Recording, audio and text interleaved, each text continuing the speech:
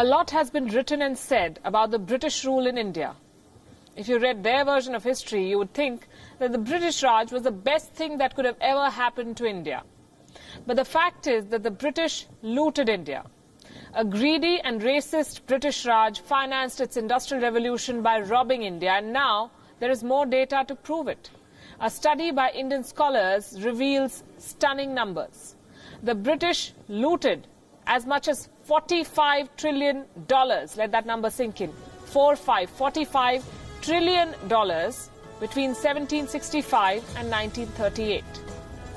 Just so that you get a sense of how big this sum is, let me give you another figure. The amount of money that the British looted from India, $45 trillion, is 17 times the current GDP of the UK, 17. That's how much India, which used to be one of the richest countries in the world, was reduced to one of the poorest. But defenders of the British Raj would argue otherwise. They claim to have given India democracy, a free press and the rule of law. They claim to have built the Indian railways, taught Indians how to speak English and even play cricket. A British research company, in fact, asked the citizens of the UK about this in 2014. What they found is astonishing. Nearly two-thirds of British citizens feel that the empire was something to be proud of. They did well, they believe. And that includes their politicians. They share this belief. One notable member of this club is a former Prime Minister. When David Cameron was in office, he was asked about his thoughts on the empire, and he said, "There is a lot that Britain can be proud of." The timing of the statement was even worse. He was visiting the Jallianwala Bagh in Amritsar in 2013. Listen to his comments, and I'm quoting. This is what the former British PM said. As I was asked the question yesterday, in terms of our relationship with India, is our past a help or a handicap? I would say that it's a help because of the shared history, culture, the things that we share, and also the contributions the Indians talk about that we've made. Contributions. No word on the colonial loot, no word on the misdeeds, the rampant abuses. That's a part of history that has been conveniently brushed under the carpet. It is a fact that British school students do not learn much about their colonial past in schools. Here's a quick eye-opener for them and for all those people who believe that the Brits helped India. This is what they did. The British imposed heavy taxes on Indian producers. The British stole goods and exported them around the world for a profit of 100%. The earnings were then used to finance imports of strategic materials like iron, tar and timber from Europe. These were essential to the industrialization of the Great Britain. Due to loot from India, Britain had an impressive trade surplus that lasted for 3 decades in the 20th century. In fact, most of the so-called hallmarks, like the railways and the British architecture in India, were actually built by the Brits for themselves, for their own use, to help their own interests in India. These were no gifts for India or Indians. Take the example of the railways. The British built the network for themselves. No two ways about it. They used their own technology. Indians were forced to buy British equipment at high prices. The bill was footed by Indian taxpayers. We paid them for building all this.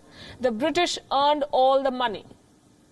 And now they want gratitude too. I'm afraid we can only give them numbers, and numbers they may not like.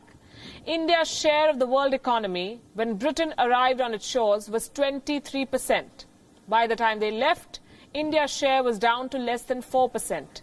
Why and how did that happen? Simply because India had been governed for all these years for the benefit of Britain. Britain's rise for 200 years was financed by its depredations in India. These are not my words. These are the words of Congress lawmaker Shashi Tharoor. Take a look at this.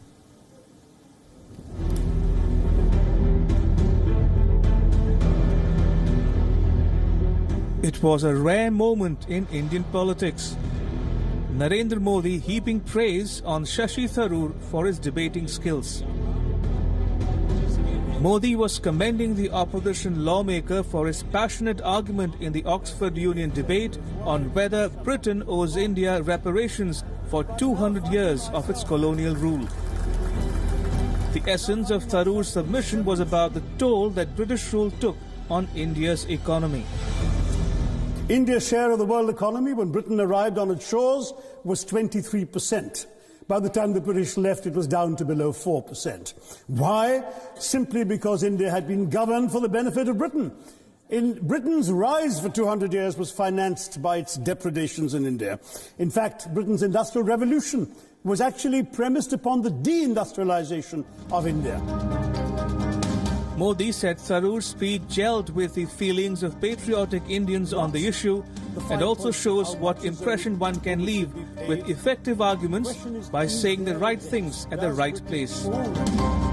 As far as I'm concerned, the ability to acknowledge a wrong that has been done, to simply say sorry, will go a far, far, far longer way than some percentage of GDP in the form of aid. What is required, it seems to me, is accepting the principle that reparations are owed. Personally, I'd be quite happy if it was £1 a year for the next 200 years after the last 200 years of Britain and India.